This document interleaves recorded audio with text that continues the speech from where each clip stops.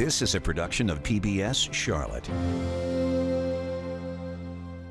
Tonight on Unspun, when it comes to national security, the expectation has always been that protecting the country comes before politics.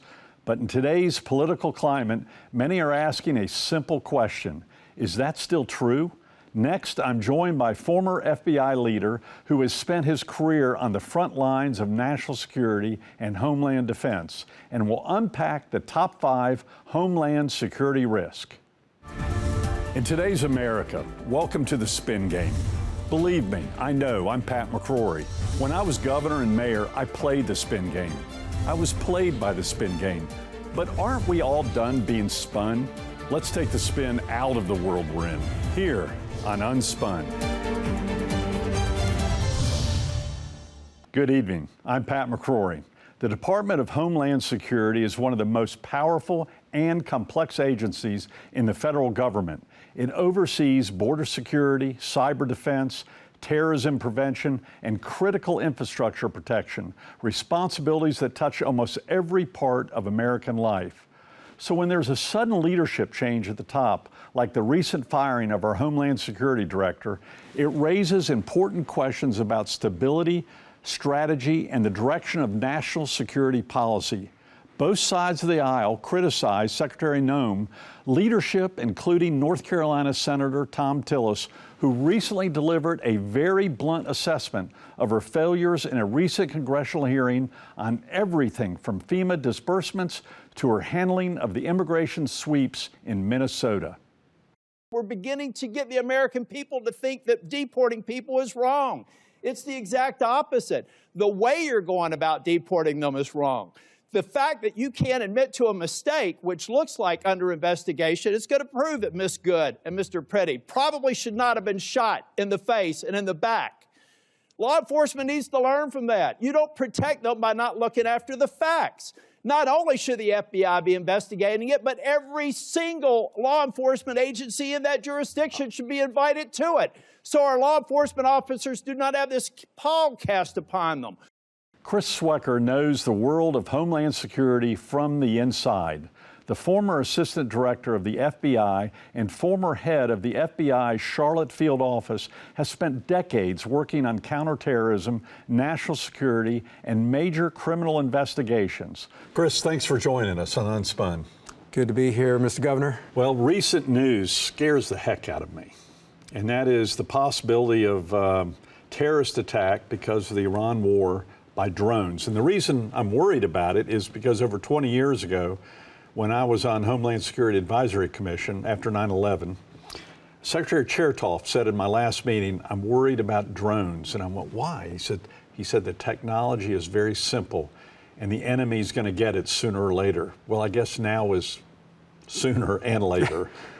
Well, do you have the same concern about drones? I absolutely do, especially now, because, I mean, we've degraded Iran's capabilities, conventional capabilities, which kind of pushes them into the asymmetrical terrorism, which is their roots.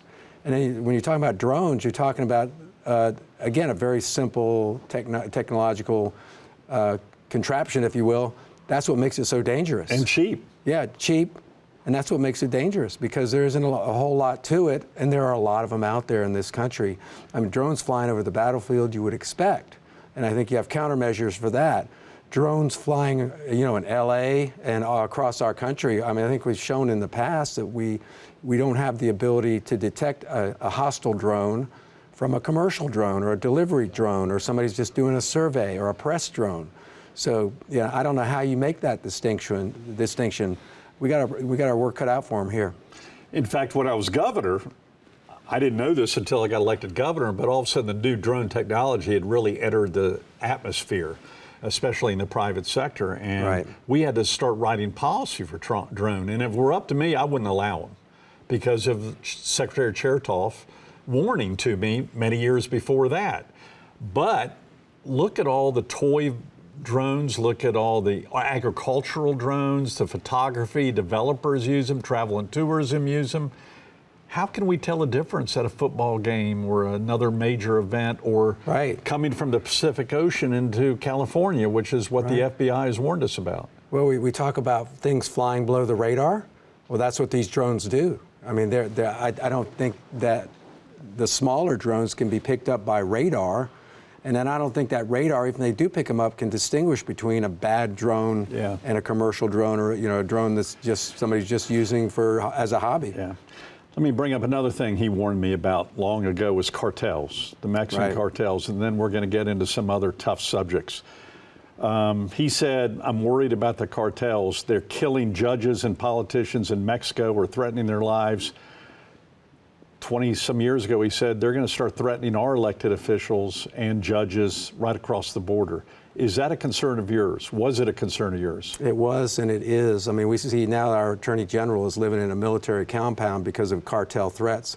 I spent 8 years in Miami doing the Colombian drug cartels. Then I went out to Houston to work the Mexican cartels when things shifted to the southwest border. And we saw them growing more and more powerful. And they're powerful because they have either compromised or intimidated the government structure in Mexico. I mean, they have always been wired into the government. In fact, they're just, there are so many corrupt government officials that you could almost call it a narco state. We have President Sheinbaum right now finally taking some action because she sees what's happening in Venezuela, and she knows that we have a president that'll take action. And so you see the capture or the killing of El Mencho, one of the leaders of the Nueva Generación cartel in Mexico, one of the most powerful cartels. But make no mistake, they're the most powerful criminal organizations in the United States, and they present a national security threat to us. Back when I was mayor in another century, you and I worked together. Yes. You warned me about cartels in Charlotte. We didn't advertise that. Right. But I remember you saying, Mayor, we got some cartel activity in the region. Well, I was primed to see it because I was fresh out of Miami and Houston, and you could see the trends. And we're at the hub of several major interstates, and it's natural that the cartels would set up shop here, which they did and are. They're still here. And then you have the sort of Latino gangs that have sprung up around that, Tren de Aragua, MS-13.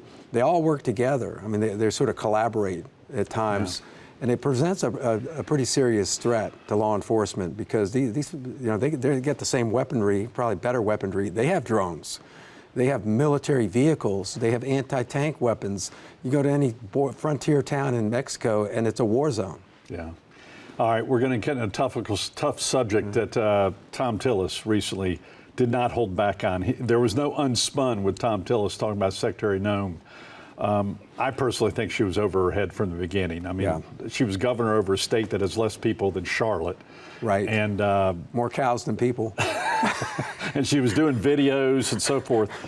What was your initial reaction? Did you hear behind the scenes? What were you hearing behind the scenes from the inside when she was dealing with Minnesota, dealing with doing videos, dealing with possible boyfriends? I don't know.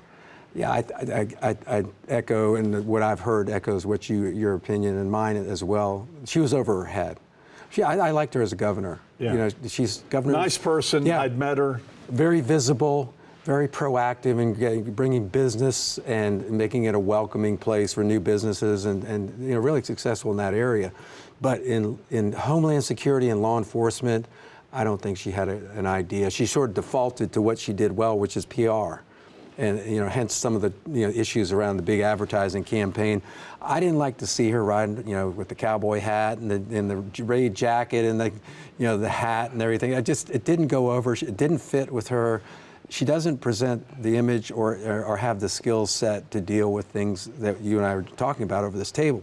I couldn't believe it was having millions of dollars on that. But talking about PR and violence in Minnesota, you and I have had to work together on riots here in Charlotte. Right. I remember us having a great relationship. But the two controversial Minnesota shootings where we had death, after our shootings, there would be an immediate outside investigation. The person would be taken off the street. Even if it was clear to be a justified shooting, we would go, no, you're off the street. We're going to investigate it. We're going to do a communication job. What is your thought about the federal government holding back on getting the local government involved in that investigation? historically, the state and local and federal have worked pretty well together Yeah. over the years. And like in a police shooting, often the FBI will come in and do a civil rights investigation, just to run things out to the nth degree. And if it's a bad shooting, then they could go federal with the charges under civil rights statutes. But they work together, and they're sensitive because you have someone who is involved in a shooting. They have rights too, just like anyone else. Right. And yet you can, if you do it wrong and you compel them to make a statement, that statement's never going to get used in court, because so there's all kinds of rules that have sprung up around that. You got state and local do it one way, the feds do it another way. So they have to work together, and actually didn't happen up there. And this is where, from President Trump to the governor to the mayor, I couldn't believe the public statements they were making. Yeah. After shootings in Charlotte, where, again, we worked together, the last thing you did was show cards that could be used in a jury trial, either for or against somebody. Because you sway the jury if a mayor or governor or the president tweets something or says something. Yeah, when you see the FBI director speaking out and the president speaking out, it's literally improper. I mean, as an attorney, if you are an attorney, it's almost an ethics violation. I shouldn't say almost, it is. If it's something that's going to trial and you're making extrajudicial statements about the guilt of someone before trial, especially if you're a prosecutor, you're supposed to be neutral. You're supposed to be an objective fact finder, and you're supposed to not be predisposed as to someone's guilt before all the evidence is in. And then when you push that out to the public, as you say, you could taint a future jury pool and cause a change of venue or a mistrial. In fact, I've had to testify as mayor. I was called to a trial. And my public comments, thankfully, weren't bad, but it shows how careful you have to be. And it's only fair to the public safety official and to the victim and their families. That's right. And I get on Kash Patel about his pushing out things prematurely to the public and the statements that he makes, and even the president does that. And they should know better. And the mayor and governor did also. Right. And they were just. I thought I'd be screaming at the TV and throwing stuff at it when they were doing that. So we had immigration come to Charlotte. Then they went to Minnesota.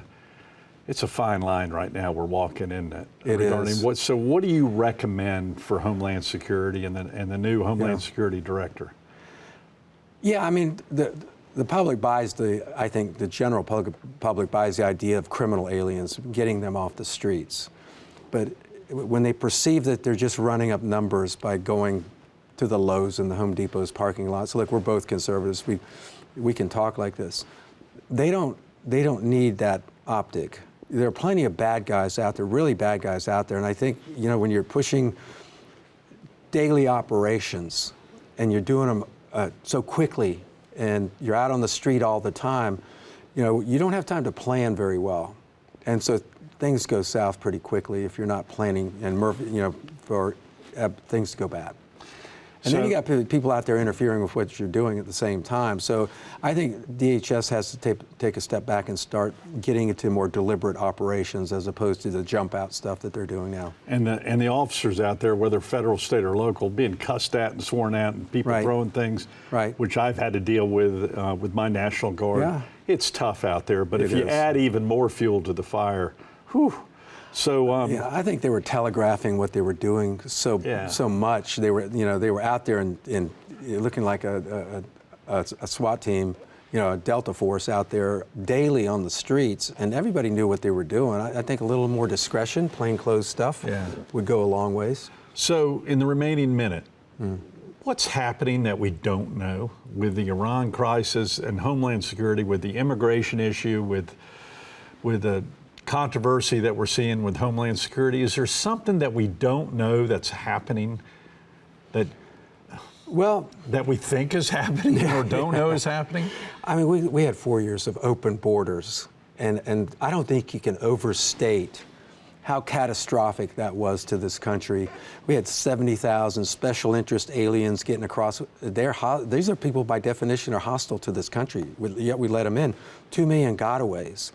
That's 2 million too many. One's too many because we don't know where they are. So we have literally a crime wave and an intelligence crisis at the same time. The way I put that is if you let airport foreign travelers come in off the plane and just walk through. Exactly. It's the same thing. That's exactly. We threw the door wide open Yeah. on the southern border, Yeah. and we No passports, right? We just invited them in. And what terrorist organization wouldn't take advantage of that, and what criminal organization would not take advantage of that? So is that your biggest concern right now? Absolutely. I mean, I would have said, hey, before the open borders, I would have said, hey, we have a handle on where the sleeper cells are. We have a handle on where the criminal organizations are. Now all bets are off. We're playing catch up. Appreciate your not holding back. Thank you very much for your leadership in the past with us in Charlotte, North Carolina, and in the future. Well, and your leadership as well. Thank you very much. Thanks.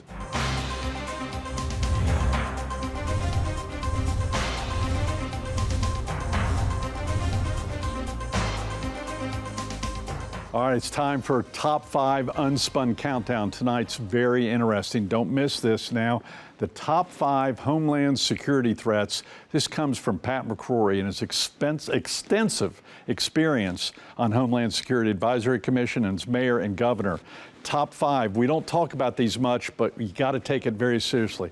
Top 5. Terrorist infiltration in the military. Hey, being a state with a lot of military bases, one terrorist that gets into our military or is trained as a terrorist in our military without the military knowing about it, that is danger to come, especially in North Carolina. Number 4, attacks on major infrastructure, especially electric, utilities, like communications and water. Very, very vulnerable. I don't want to say any more than that.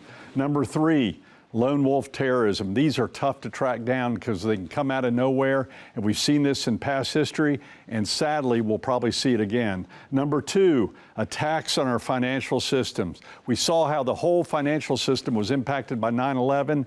It can happen again. Our financial systems communications is very, very fragile. And number 1, attacks on U.S. political figures, especially judges.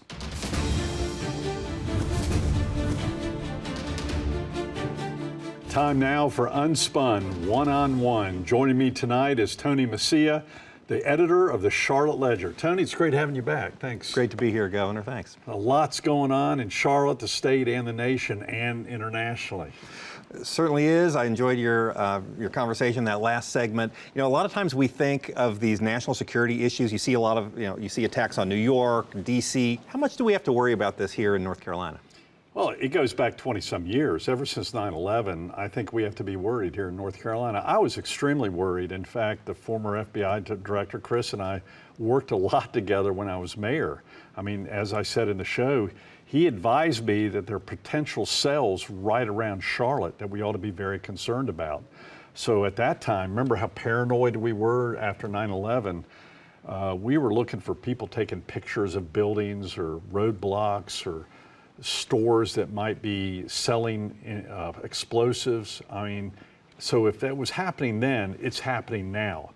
And as I'll talk about at the end of the show, patience is something I was told on Homeland Security by Secretary Chertoff, that they have patience. They will wait a decade or two to make the next attack. So you can never let up. I remember after 9/11, it was such an eye-opening thing. Not just that terrorists were able to do that, you know, where they did, but even around here, even around Charlotte. I remember, you know, they evacuated the big towers uptown. There was a guy taking photos, and they hauled him in, and it was just the state of what's going to happen. How are there other possibilities of how they can get us? What sort of things are you most concerned about? You talked about drones that last segment. I talked about drones. I talked about protecting our synagogues. That was on 9/11. You know, I was in the mayor's office when the second plane hit on 9/11, and the first thing we did was send security out to the Jewish synagogues and some of the Muslim synagogues. That was a major concern for security. And again, we're not used to attacks, so just one attack could have a major impact on the quality of life and our financial environment here in the United States, unlike the Middle East is used to it. But yeah, it could get very serious with the Iran war at this point in time. I think for those of us that have not been elected officials, we look at elected officials and we see, okay, they're probably getting these confidential briefings all the time. What's it like being in that seat? What kind of information do elected officials know that the rest of us don't? In some ways, a little overestimated. I had top secret clearance as a Homeland Security Director and as governor. And so I'd go in these meetings, they'd shut the blinds, the steel blinds, take our cell phones, and I'd go, oh my gosh, we're really going to hear something. And mostly what we heard, I'd already heard on cable TV, you know, a week before. And I remember going, that's it? So even if you have the secret clearance, they don't tell you a lot. It's not like, I never saw the thing like 24, the old TV show, which was famous when I was mayor. You know, I was going, is this it? I mean, I was really worried. And I was chairman of the Communication Committee on Homeland Security. In other words, a lot of the issues of Homeland Security are not in the public sector, they're in the private sector. If the market gets hit, the financial market gets hit, if the Verizon gets hit, cell phone towers gets hit, that's not the government. If other things are infiltrated in the private sector, the dilemma is, how long is that information held on to and the public is told? Even getting through a major bureaucracy, you know, if one person at this level, you know, goes in the governor's sphere of influence, goes, hey, our IT system was just infiltrated, it might take 5 hours, 6 hours to finally get up to the governor, and then the governor has to decide who else do we communicate to, because you don't want to cause panic. Well, I can't believe that actually being in the government is not like TV. It's hard for me to imagine that Hollywood actually takes some liberties with these things. But what should we know as citizens about whether we're safe? Like, are law enforcement? I know they work hard. Are they doing a good job? Are they on top of things? Overall, they're on top. They're doing a good job. The dilemma is always going to be a breakdown in communication, which occurred on 9/11. And that's the biggest danger. The policy's out there, but people holding on to information, including civilians, could be the problem that causes a major catastrophe. Yeah, I mean, we'll just have to see, keep our fingers crossed. And the media plays a role in this too. The media, how much they hype it up, how much they exaggerate or don't exaggerate, can play a role in what happens too. Well, there's this element, you don't want to cause panic, right? You don't want to cause unnecessary fear, but you do want people to be aware. Yeah, but as you know in media, and especially on cable TV, it's nice to do a little teaser. And right now with drones possibly coming into California, which was an FBI threat, you know, we really don't know how detailed that is. So how much should it be mentioned and how much should you stay quiet about it? And my big issue is, how much drone defense do we really have in the United States? My thought is not much. Yeah, I don't know. It could come from all over. Yeah. Whether it's drones, I was watching a TV show, and again, not reality, but chemical weapons. There's all kinds of different threats. Tony, you and I are going to be together at the Friday at the end of this month. Tony and the Charlotte Ledger are partnering with us for Unspun Unscripted, a free monthly live video chat where you get to ask me and Tony questions and get straight answers to your questions. No talking points in advance. Tony and his team will moderate the event, and it happens on the last Friday of each month at 10 a.m. in the morning. Register now at WTVI.org/unscripted. It's great to have this relationship. Yeah, you're great. I love the Charlotte Ledger. Y'all are doing a great job. Well, appreciate the plug. We did one of these last month. I thought it was a smashing success. We had a great conversation for an hour, took questions. Who knows what it's going to be like in a week or two, but we'll see what we cover. I'll see you again. All Look right, forward thanks. to it. Thank you so much.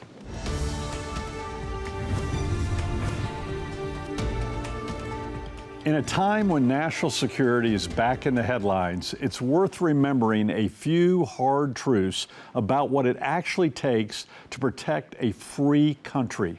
The truth is far more complicated than we'd like to think. Let me explain.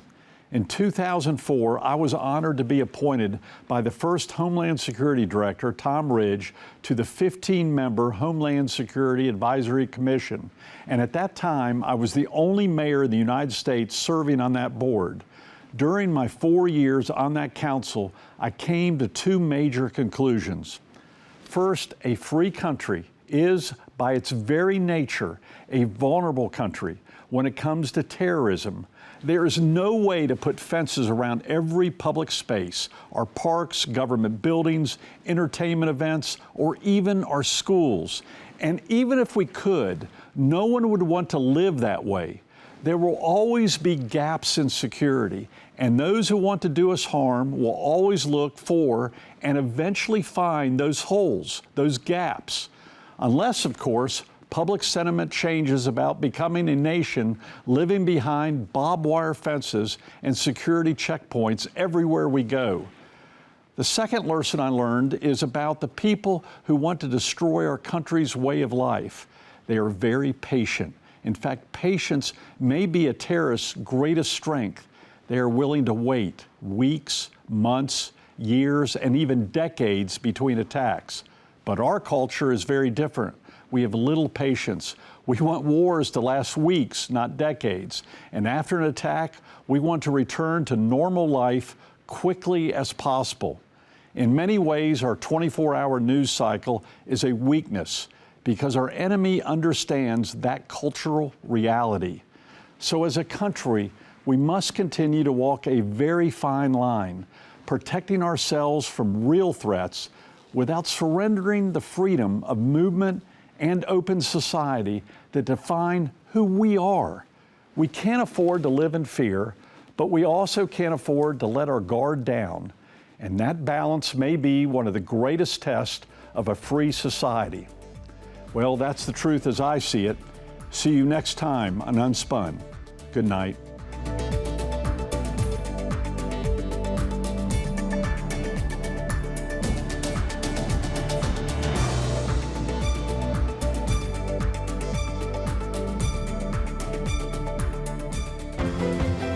A production of PBS Charlotte.